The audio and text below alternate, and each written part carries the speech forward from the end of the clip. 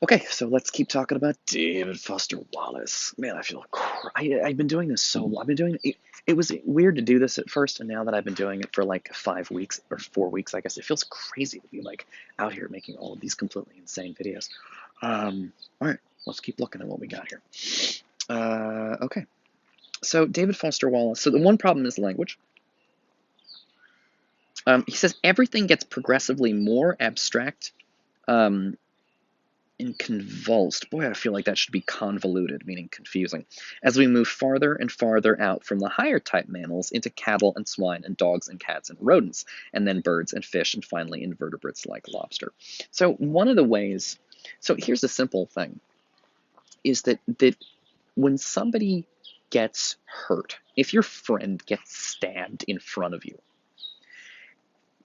you can imagine that probably hurts a lot. One of the reasons it's easy to imagine how much it hurts is your friend looks like you and thinks like you because your friend is another human being.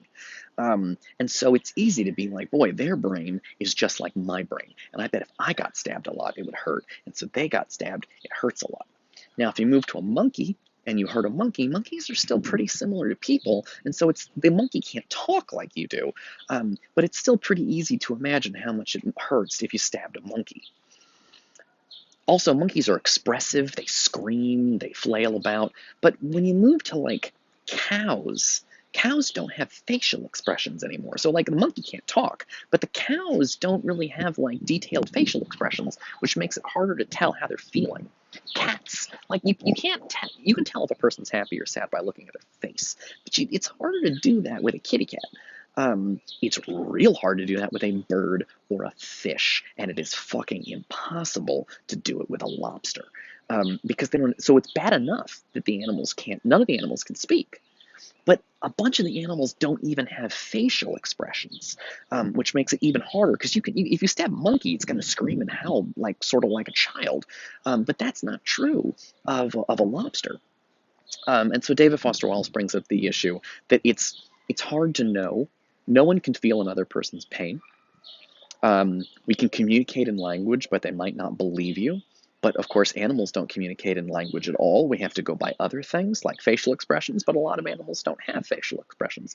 And then their biology gets different as you head from monkeys and to cows and pigs, all the way down to things like lobsters and shrimp, because they don't have like shrimp. I don't even understand what the fuck a shrimp is, right? Like shrimp is alive, I guess.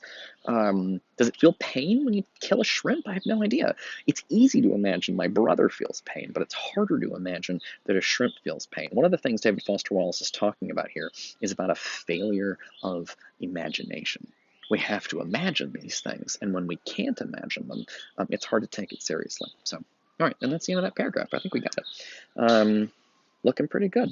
Okay, so let's get to page 3 today. So David Foster Wallace says the more important point here, though, so that this whole paragraph was on, he was asking, is it okay to cause pain to animals? This whole paragraph is like, okay, but how do we even know other creatures feel pain? And also, why should we care? And this involves a whole bunch of complicated issues. Epistemology is how can we know?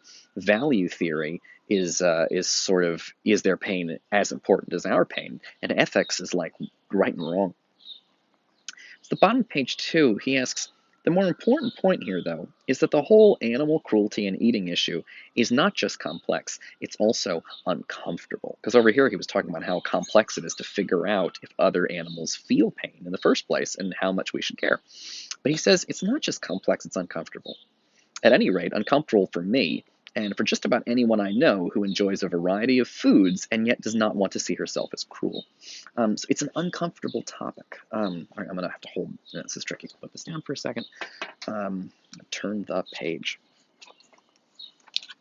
A cruel or unfeeling is how the sentence ends. So he says, I think this is a really good point, is it's uncomfortable to talk about these things. One of the things we do in society, like if you go to dinner with your friends, if you spend the dinner talking to your friends about how much the animals suffered as they were being killed and turned into food, your friends are not going to want you to come back to dinner because you just ruined their meal by talking about things that we don't like talking about. Now, as you know, part of philosophy involves thinking about things a lot of people don't think about. we spent time with Socrates talking about a lot of things that we don't like to think about. Um, why should you do that? I think it makes you a bigger person, not a better person, but it enlarges your psyche, your soul, as Socrates would say. It makes you to think about bigger questions, enlarges you as a person. Otherwise, I think if you don't think about these questions, you end up living a very small life where you just do a bunch of shit, but you never think about why. And that seems like a very limited life. Doesn't have to be bad necessarily. I think cats have a very limited life. They seem happy and they run around, but they don't seem like they're really thinking about what they're doing. So, maybe you want a limited life. I don't know, like a kitty cat. Um, but David Foster Wallace points out that this is we don't talk about this because it is uncomfortable to talk about it, because most people enjoy eating meat, but one of the ways they enjoy meat is they don't think about it on purpose. They don't think about where it comes from. There's a famous episode of The Simpsons where Lisa Simpson decides to become vegetarian. And her father says to her, "Well, you're going to be a vegetarian?" He says, "You're not going to have bacon?" Oh, he says, "What about sausage?" He says, "What about pork?" And Lisa says, "Dad, those are all from the same animal." And he makes fun of her and says, "Sure, Lisa, some magical animal." But it's interesting, his response, because pork and sausage and bacon do come from the same animal. They come from the pig.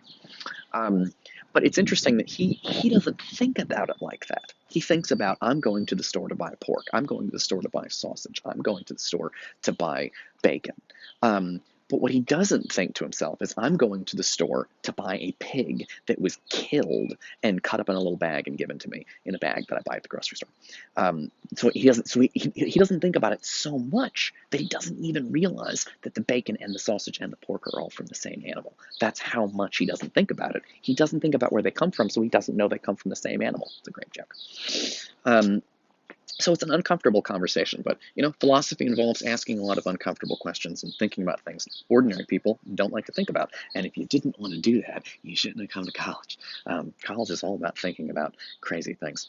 All right, so let's do it. We're thinking the thoughts that other people don't think. Socrates, by the way, would be very proud of us for doing this, because I think he would be impressed that we're really thinking about things in a way that I think would make Socrates very happy. Okay.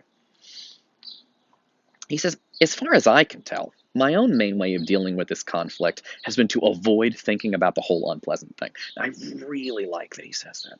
I really like that he admits that he doesn't think about it either. I've admitted the same thing to you. I eat meat. I don't like to think about where it comes from. It makes me sad to think about all the animals that are being murdered for my enjoyment. So I don't think about it. Hmm. And David Foster Wallace is the same way. Like most people, like me, like David Foster Wallace, most people they just simply don't think about it. They go to restaurants, they eat, and they don't think about it. I should add that it appears to me unlikely that many readers of Gourmet wish to think about it either. So Gourmet is the food magazine that David Foster Wallace is writing this whole thing for a food magazine called Gourmet. So he says, oh shit, I gotta move sorry, give me a second. I put the clip on the wrong side and the wind's gonna blow the page open. Okay. All right, let's try this again. Boy, that looks very arty, doesn't it? Kind of fancy. All right. So he says, I should add, it appears to me unlikely that many readers of Gourmet wish to think about it either, or to be queried, that is, asked, about the morality of their eating habits in the pages of a culinary monthly. So it's a magazine that culinary means related to food. It's a monthly because it's a magazine that comes out once a month. And David Foster Wallace says probably everybody who's reading this article doesn't want to think about it either, because the reason you're buying the magazine is because you're like, ooh, I love food. I wonder if there are good recipes. And you open up the magazine and you're being asked philosophical questions about whether animals feel pain. That's probably not what people want to think about. Okay, I'm going to pick it up in the next video.